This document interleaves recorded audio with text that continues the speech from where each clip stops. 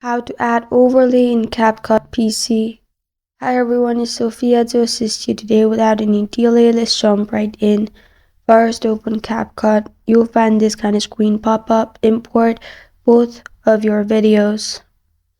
After that, simply hold on to the image you want to overlay and then drag it upwards.